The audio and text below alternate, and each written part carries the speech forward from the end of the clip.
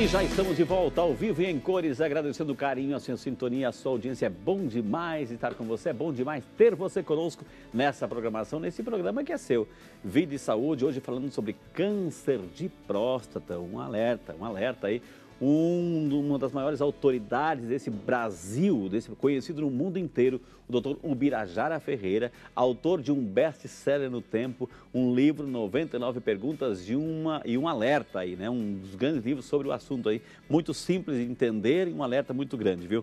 Doutor, o senhor começou no bloco anterior falando-se de alimentos, até deu um alerta, olha o pessoal do sul, porque come muita carne, enfim, muita gordura, então alerta, atenção, sul do país, enfim. E o senhor falou da alimentação, é só carne ou tem outras coisas, doutor? A carne é importante, a carne gordurosa, porque talvez tenha algum fator hormonal na carne que pode levar a mais câncer de próstata. Mas não, existem alguns que são substâncias ou alimentações que são prejudiciais em relação, mas tem os protetores. Por exemplo, existe uma região na Itália que tem muito pouco câncer de próstata. Come-se muito tomate, molho de tomate. Então, interessantemente, viu-se que o licopeno, que é um caroteno que existe no molho de tomate, ele protege contra o câncer. Então, existem os protetores e Então, é bom colocar tomate na salada, porque é um fruto, né? Comer cru, tomate, vale a pena, doutor, que também é uma forma de se proteger, é isso? Sim, parece sim que ele tem um fator protetor, então é uma boa dica. Que maravilha, gente. Vá fazendo a sua pergunta. Hoje aqui uma das maiores autoridades do tema, doutor Ubirajara. Doutor, chegou aqui uma pergunta pelo WhatsApp. Eu quero até você que manda a pergunta, tanto no e-mail, numa ligação, no WhatsApp, identifique-se, enfim, falando-se o seu nome, a sua cidade, porque é uma maneira também de homenagear aí a sua cidade. Fique à vontade, viu? Olá, Frei, parabéns pelo programa. Doutor, gostaria de saber se é normal quem fez a cirurgia de próstata não ter mais ejaculação, pergunta aqui. Meu marido tem 54 anos e fez um RTU em março desse ano por conta do aumento da próstata. E a partir da cirurgia não apresenta mais a ejaculação. Obrigado. Se a pessoa não quer colocar o nome, mas coloca a situação, a gente respeita também. Enfim, doutor, e agora, né, nesse caso aí, o esposo dela é de 54 anos. Frei, é comum, isso é comum. Esse paciente fez uma cirurgia porque ele tinha um aumento prostático, isso leva a uma dificuldade urinária, deve ter feito algum tratamento medicamentoso. O que é um RTU, doutor? A ressecção transuretral da próstata. Okay. O que é isso, esse nome esquisito? Entra-se com o aparelho e se retira o excesso de próstata que está fechando o canal. E é como se você pegasse uma faca quente e passasse na manteiga. Entendi. Você vai raspando e tirando aquele excesso, tira umas centenas de fragmentos e a próstata, o túnel que existia quando ele tinha 20, 25 anos, volta a existir. O problema disso tudo é assim, quando ele vai ejacular, ao invés do ejaculado ir para frente, começa a cair na bexiga. Então não é que não produz mais ejaculado, é que o ejaculado não vai para a frente na hora do orgasmo, ele cai na bexiga. Então, por isso que o ejaculado, muitos pacientes acabam tendo um ejaculado seco, sem esperma. Agora, doutor, quando o médico urologista pede um exame, o chamado PSA, tem um percentual, tem um valor numérico aí que esse exame ajuda a ver o quê, doutor? O PSA é uma substância, uma proteína que é produzida pela próstata. Ela não é só produzida pela próstata. Na uretra também tem um pouquinho dessa substância. Então, o PSA é antígeno específico da próstata. Como é a sigla em inglês, fica o PSA. O que acontece? Quando o indivíduo tem chance de ter câncer, o tumor, essa substância aumenta, porque as células que produzem aumentam na próstata. Ela cai na corrente sanguínea. Cai na corrente sanguínea e a dosagem dessa substância aumenta.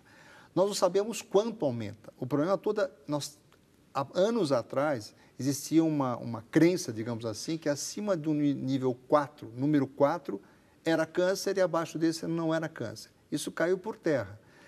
O que nós temos que ver é qual é o nível de PSA para aquele indivíduo naquela faixa etária. Então, por exemplo, existem indivíduos jovens, por exemplo, um indivíduo de 45 anos. Se ele tiver um PSA com nível 2, ele tem seguramente 15 vezes mais chance de ter câncer do indivíduo que tiver o 0,5 de PSA. Então, o que nós temos que ver é a idade do paciente, o tamanho da próstata e ver o nível de PSA. E nisso a gente tem uma ideia de se aquele PSA é adequado para aquele paciente ou não. Então, quer dizer que aquele valor 4, ele é relativo, tem que fazer a medição a partir da idade do em paciente. Em relação à idade, aí entra estilo de vida, entra alimentação, enfim. Entra a raça, o negro tem mais problema, entra se ele tem hereditariedade, se ele tem casos na família, tudo isso entra no sentido do quê? Achar se aquele PSA daquele paciente já é o suficiente para nós continuarmos a fazer a avaliação, fazemos uma biópsia prostática, porque o próximo passo é a biópsia prostática, né? Ô, doutor, a gente sabe que a mulher, ela é muito mais cuidadosa de sua saúde do que o homem, ou seja, a mãe, a menina já está virando assim, mocinha, a mãe já leva, tem toda essa doutrina de levar a menina no ginecologista, enfim, para fazer o primeiro acompanhamento, menstruação. E o homem já não, doutor. O homem ele aprende, né, o certo e o errado na esquina, no boteco, enfim, não tem essa cultura. E a gente sabe também que existem muitos tabus, muito preconceito em relação ao exame de toque. Tem muita gente assim, doutor, assim, eu não faço exame de toque, basta o PSA, se o PSA está bom, já fiz o exame de sangue, está bom demais. É suficiente, doutor? Eu vou começar essa resposta, Frei, dizendo só uma estatística para as pessoas saberem do que nós estamos falando. A cada 2 minutos se faz um diagnóstico de câncer de próstata no mundo. A cada 2 minutos? 2 minutos. E a cada 20 minutos morre um paciente do câncer de próstata. Gente, a cada 2 minutos morre diagnóstico de câncer. No mundo. E a cada 20 minutos morre um homem. Cada 20 minutos. E por quê, doutor? Quando acabar esse programa, daqui 1 hora, 3 homens morrerão desse tumor. Veja que grave que é. Então, o que nós estamos divulgando há muito tempo é que o toque retal pode identificar este problema e salvar a vida do paciente, por um simples exame. Saber que ele tem uma doença grave e que merece tratamento. Então, o toque retal e mais o PSA, que é essa substância que eu falei, podem chegar no diagnóstico no momento certo, tratá-lo e curá-lo. Ao passo que, se ele não fizer o exame ou negligenciar, como o senhor mesmo falou que o homem ele costuma negligenciar. Por que isso? Porque a mulher, quando ela fica mocinha, né, a menina, ela já acostuma, a mãe já leva ela no ginecologista para ver por que o seio cresceu, uma série de alterações. Okay. Qual é o homem, o menino, cujo pai leva o garoto a um urologista? É muito raro. Para dizer, olha, por que ele começou a ter ejaculado, por que ele começou a ter alteração de voz, uma série de coisas. Não é comum.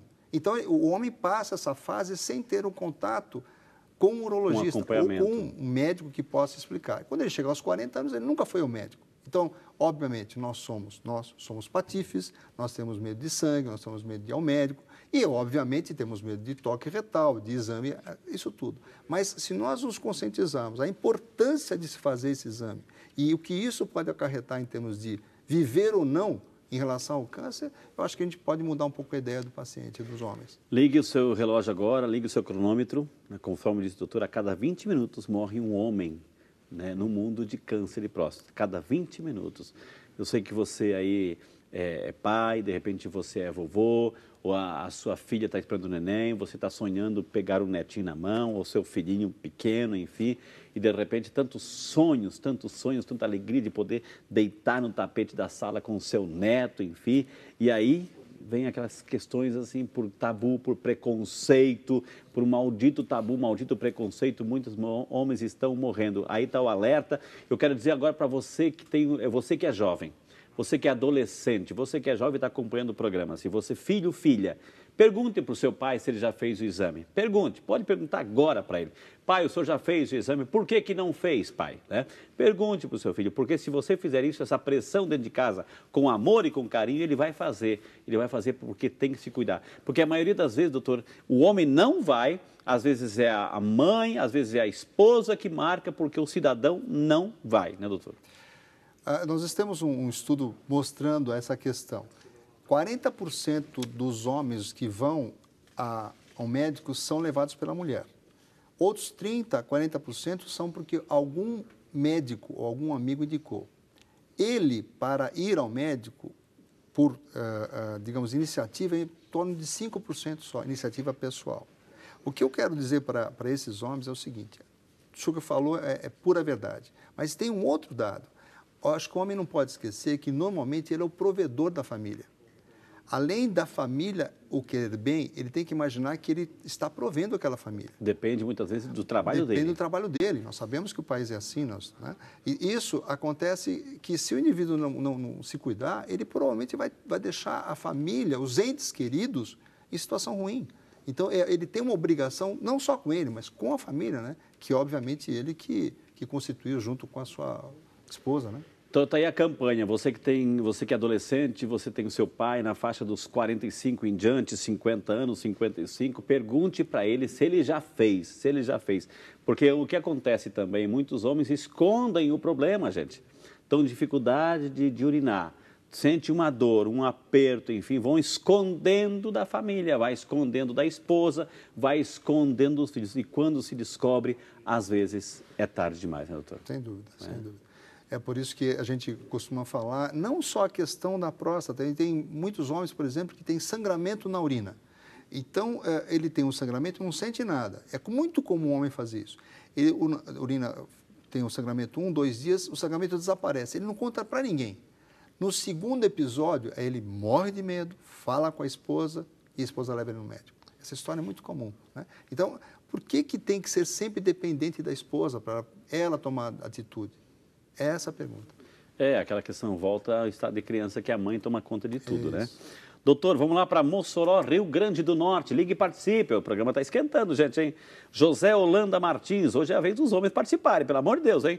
Eu sou José, obrigado, seu José, pela participação. Ele fez um transuretal, que é o RTU, doutor. RTU, é trans. E falou assim, realmente retira a próstata? Ele pergunta se esse exame retira a próstata. Acho que não, o senhor bem explicou, né? Mas vamos ajudar o seu José, que de repente está chegando agora no programa, doutor. Seu José, essa cirurgia de ressecção da próstata, ela tira só o miolo, a parte interna que cresceu, que está lhe importunando para urinar. Então, nessa situação, é só essa parte. Na cirurgia que se faz a retirada completa, que é a prostatectomia radical, aí a gente faz lá está a foto, câncer. doutora. Na tela está a foto, assim, para quem está em casa. Você pode comentar, doutor, por favor. Então, aquela parte mais central é quando se faz a ressecção e aumenta aquele canal que passa, aquele amarelinho que passa no meio. Então, é aí que nós fazemos a cirurgia para indivíduos que têm tumor benigno. Doutor, por aquele desenho lá, a gente pode ver que é um canal da bexiga onde passa a urina. Isso. E outro é o canal do esperma. Isso, né? Ele vai desembocar naquela parte mais baixa, perto do final do ápice da próstata, parte E ali mais pode fininha. comprimir ou não, doutor? Ali? Pode. Aquilo comprime a passagem da urina que sai da bexiga, que está acima. Então, o que se faz é abrir, tunelizar aquele ponto. Mas isso só se faz em doença benigna, aquele aumento benigno, não no câncer. Agora, doutor, assim, um exame de toque, como é que é? Ele é dolorido, ele é demorado, ele tem que ser anestesia geral? Como é que é, doutor? Bom, anestesia geral, né? O que se faz, essa pergunta é importante, porque naquele estudo, Frei, nós detectamos que 90% dos homens disseram que achavam não tão ruim como imaginavam o toque. Porque eles vão com aquele medo, faz o toque, não é tão importante. O toque demora 8 a 10 segundos. 8 a 10 segundos? Segundos. O que nós fazemos é, ao introduzir o dedo indicador, fazer uma passagem toda a borda que está abaulando o reto da próstata, porque ela fica logo muito próxima ao reto. Então, nós sabemos que nesse ponto, 70% a 80% dos cânceres estão aí.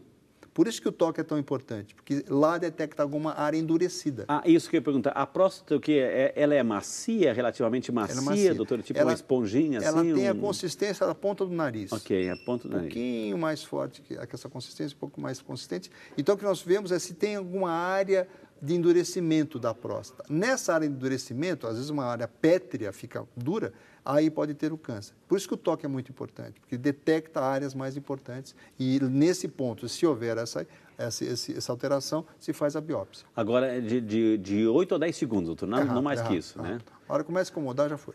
Então, gente, olha, tá vendo? Por 8 ou 10 segundos, né? 8 ou 10 segundos, assim, de repente, vidas são salvas. Mas, como eu disse, preconceitos, tabus, muitos homens estão deixando de viver. Eu disse para você colocar o cronômetro aí, 20 minutos, uma pessoa vai morrer, um homem vai morrer por causa do tabu, do preconceito, ou porque não vai a tempo. A partir de que idade é o ideal, doutor, assim, para procurar um urologista?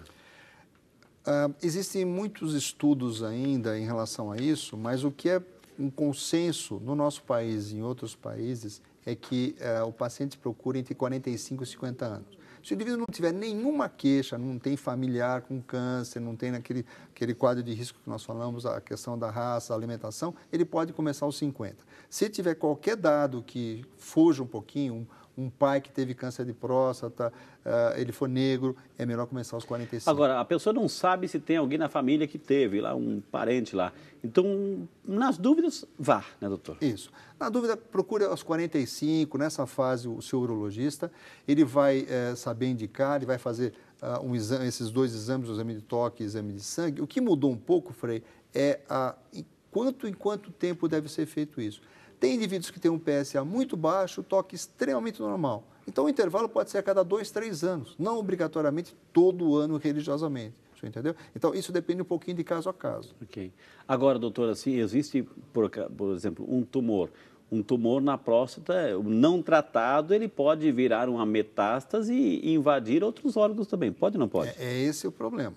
Enquanto nós temos um tumor confinado, que nós chamamos a glândula próstata, nós temos uma chance de cura de até 90%. À medida que essa doença começa a extrapolar, sai dessa área da glândula, a chance de cura vai diminuindo cada vez mais. E nós temos a doença que é localmente avançada, ela fica na borda, ela está saindo da próstata, ainda nós conseguimos curar. Mas se ela se expande e vai para fora, aí ocorre a metástase, né? Para pulmão, ossos, a chance de cura é zero. Aí, gente, olha quanto é um alerta aí, não é para ninguém se assustar, mas também para não negligenciar. Vidas são salvas a partir de informação e de atitudes, né? Você escolhe viver, você homem, depois dos 45, você escolhe a continuidade da tua vida, desde que também você se cuide. Gente, eu vou chamar um intervalo, o programa está ficando maravilhoso, eu ainda quero ler o seu e-mail, o seu WhatsApp, a sua participação. Vá ligando, gente, o doutor Birajara, uma das maiores autoridades desse planeta, está aqui hoje ajudando você a cuidar melhor da saúde do homem. Vídeo de saúde é seu, volta já para você.